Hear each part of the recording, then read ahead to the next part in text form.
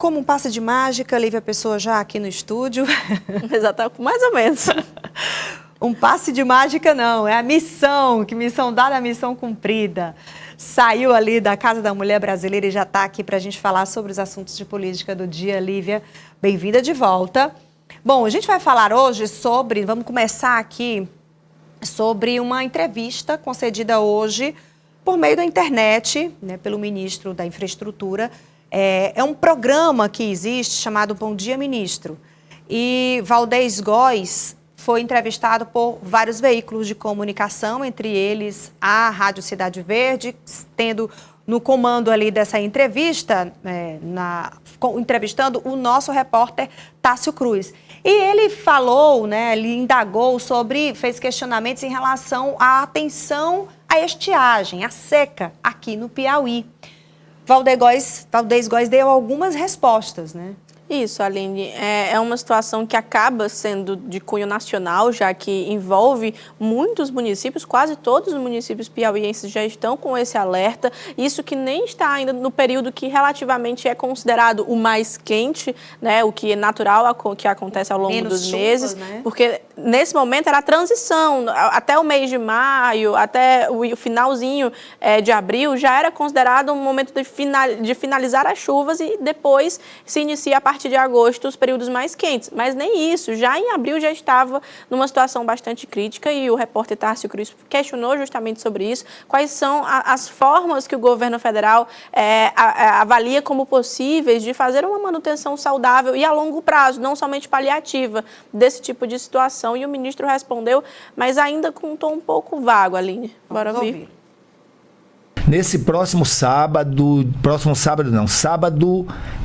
14, dia 14, o governo do Brasil, o próprio presidente Lula, vai estar disponibilizando para todos os estados do Nordeste brasileiro o mais novo sistema implantado já no Sul e Sudeste, Defesa Civil Alerta. Ele deve ir ao Centro Nacional de Proteção e Defesa Civil, que faz parte da Secretaria de Defesa Civil Nacional e que coordena toda essa política pública que o presidente Lula determinou que fizéssemos. Além do Plano Nacional, também, né, um sistema moderno de alerta que possa salvar vidas. Também eu gostaria de incluir nessa resposta que, mesmo que a transposição de São Francisco, ela inicialmente atenda Paraíba, Rio Grande do Norte, Ceará e Pernambuco, no Piauí mesmo, agora nós temos a obra da Nova Algodões, a barragem Algodões, nós temos agora a Nova Algodões. Serão feitos investimentos na ordem de 242 milhões de reais, já estão iniciados esses investimentos, a obra já está acontecendo, né, o trabalho de construção, e isto também é para garantir segurança hídrica, uma determinada região aí do Piauí.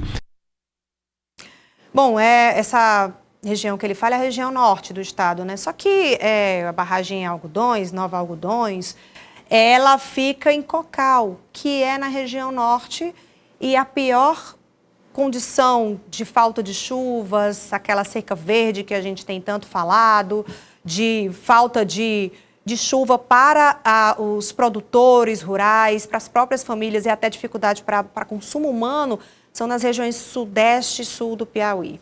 Nessas regiões do semiárido não existe ainda uma programação, né, de melhorar a vida dessas pessoas para que esse abastecimento chegue de alguma forma a essas famílias. E por isso que é tão importante, Aline, o municipalismo atuar em situações como essa, porque, de fato, um ministério, ele cuida de 27 estados, então não tem como ele ter um acompanhamento peculiar de cada região, mas é preciso ter um conhecimento técnico. A seca, como você falou, é na região sul e sudeste, então, em questão de infraestrutura, que é a pasta do ministro, precisa ter um planejamento específico para cada local e para cada conjunto de municípios. Então, é preciso que o governo do estado, assim também como as próprias prefeituras, teve o momento dos prefeitos lá em Brasília, então são formas de aproximar o governo federal às questões municipais, porque é preciso ter essa representação e essa ponte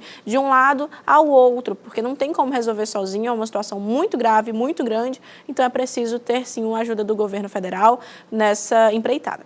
Bom, para tentar pelo menos minimizar os problemas, há muito tempo a Operação Carro-Pipa vai abastecendo esses municípios. Sobre isso, o ministro Valdez Gomes garantiu o investimento do governo federal no semiárido piauiense para que esse serviço continue.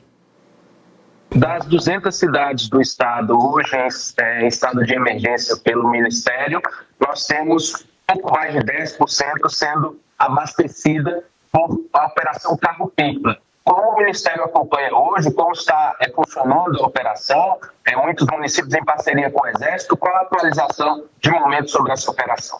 Essa operação, nós temos, o contrato é com o Exército, o governo do presidente Lula garante 100% do pagamento, sempre em dia, mas a inclusão de um município para se beneficiar com esse serviço é solicitada pelo próprio município. Então, um município que entra numa situação de emergência por escassez de água, sabe que tem um programa do governo federal, ele baixou o decreto de emergência, a gente reconhece e ele solicita o ingresso.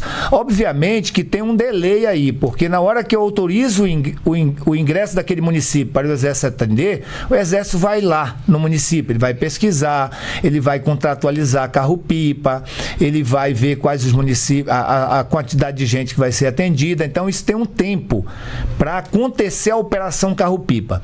Nesse intervalo, a gente sugere aos prefeitos que, ao mandar o decreto de situação de emergência, também entre com pedido de um plano de trabalho para a gente passar recursos para o município, para um mês ou um mês e meio, ele garantiu o abastecimento até que o Exército entre.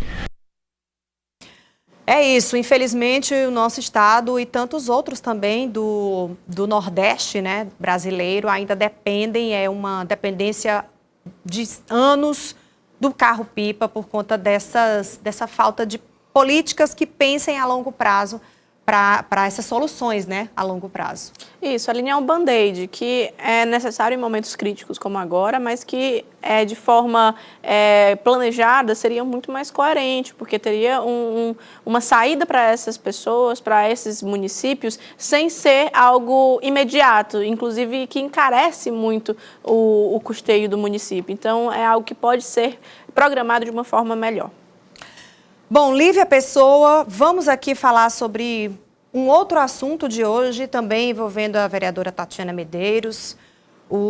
A Polícia Federal divulgou algumas informações sobre o que foi extraído das conversas telefônicas de Tatiana Medeiros. Então, quero te convidar para a gente levantar aqui e vir até esse quadro, ilustrar aqui na tela, para a gente mostrar de forma bem elucidativa para as pessoas como é que é a situação atual de Tatiana Medeiros. Bom, Tatiana Medeiros estava presa no quartel da Polícia Militar, mas a polícia descobriu que ela teve acesso a um telefone e um tablet.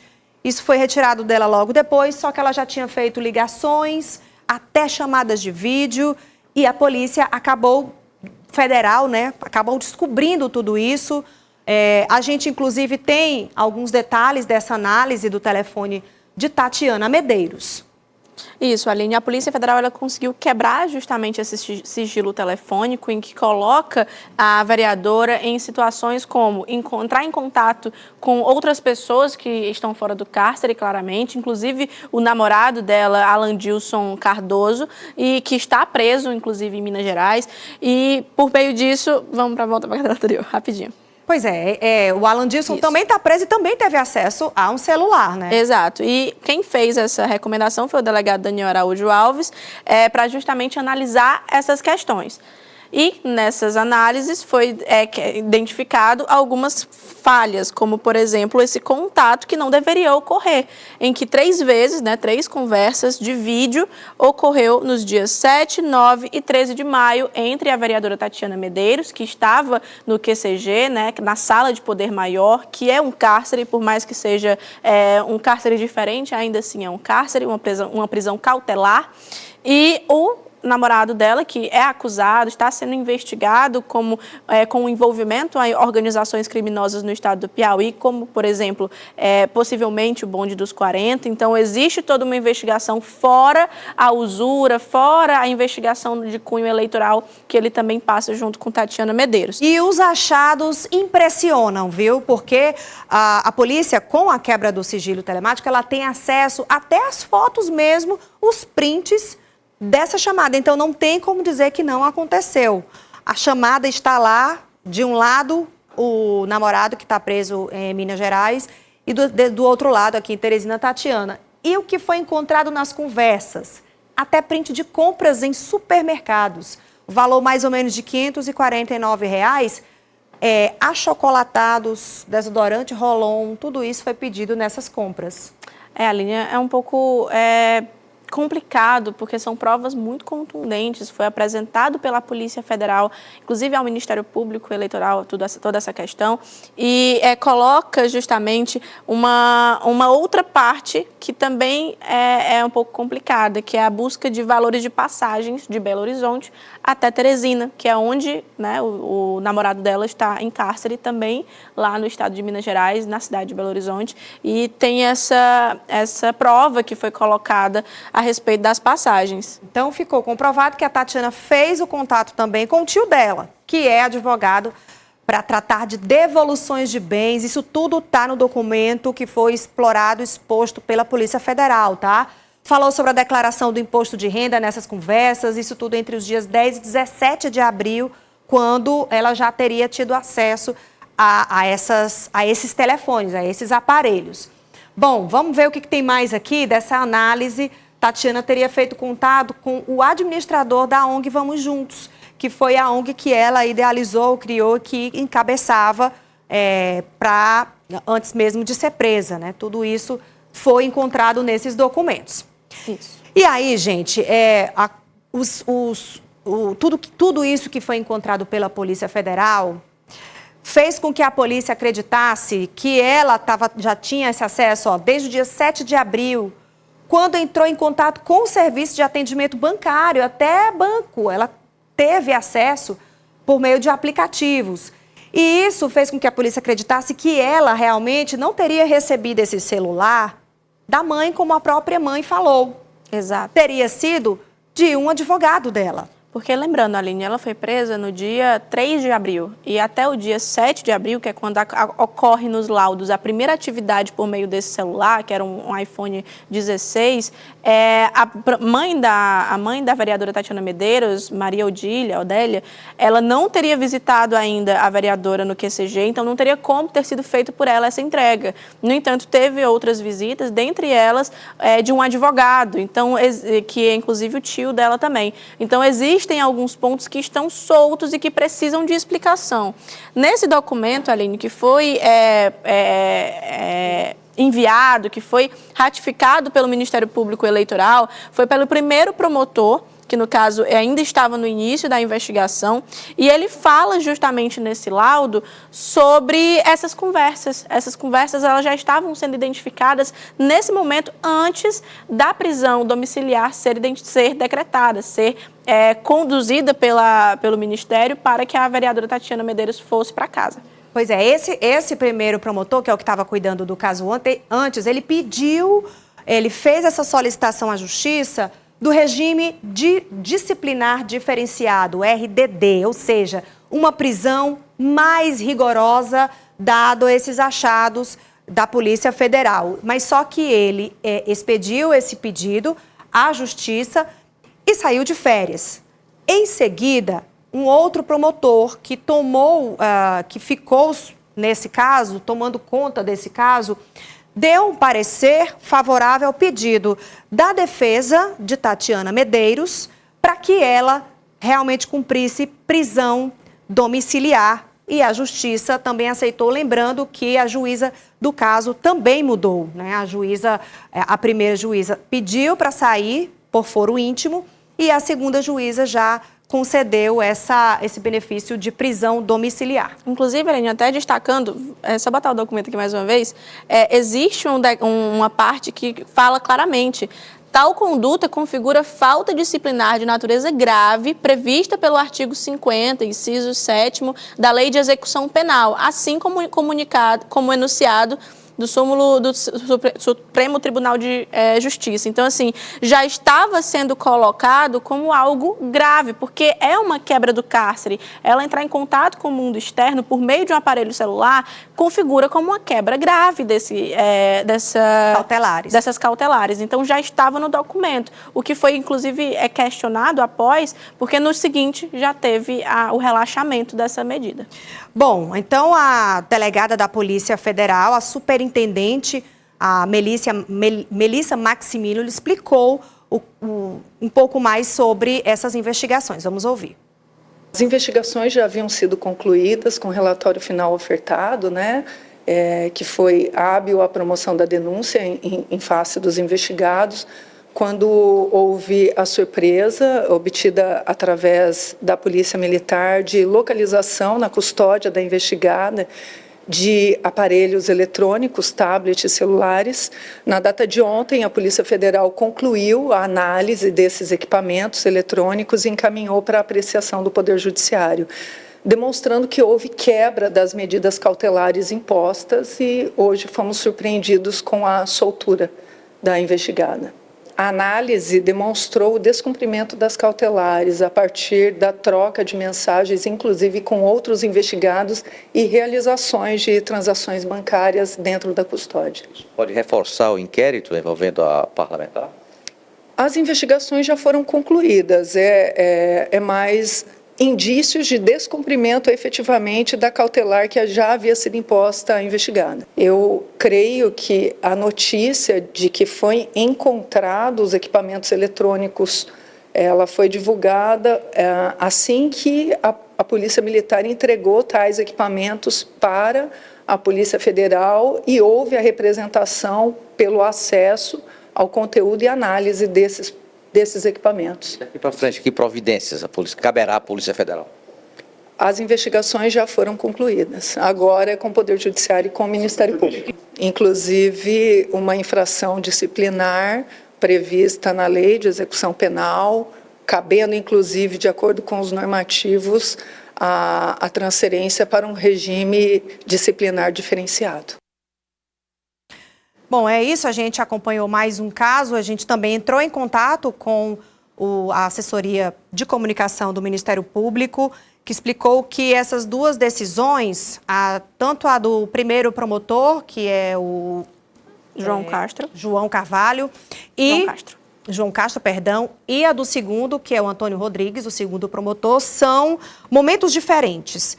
Quando houve a descoberta do celular na prisão, no dia 23 de maio, o promotor pediu a transferência. Esse parecer favorável à soltura do outro promotor já foi agora, depois do pedido de defesa. A juíza concordou e concedeu a prisão domiciliar, que pode ser revista a qualquer momento. Essa é a resposta do Ministério Público sobre essas indagações, esses questionamentos dessas duas decisões. Uma que era favorável a manutenção da prisão, mas só que num regime ainda mais rígido, que é a RDD, e outra que foi favorável à defesa de Tatiana Medeiros e acabou levando para uma prisão domiciliar, cumprindo cautelares. Ou seja, Aline, quando foi descoberto, porque esses documentos, esse sigilo quebrado, foi enviado por forma de um certo como dossiê da Polícia Federal para o Ministério Público. Quando ocorreu isso, o promotor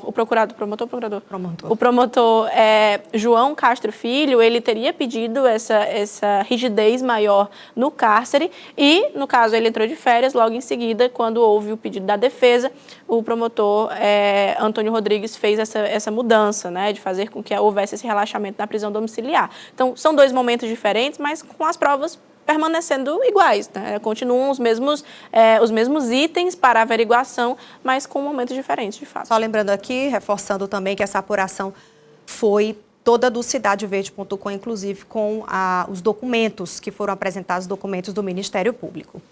Lívia Pessoa, assim a gente encerra a participação aqui sua sobre esses assuntos. Te aguardo amanhã. Obrigada. Até amanhã, Helene. Obrigada. Você que está em casa também.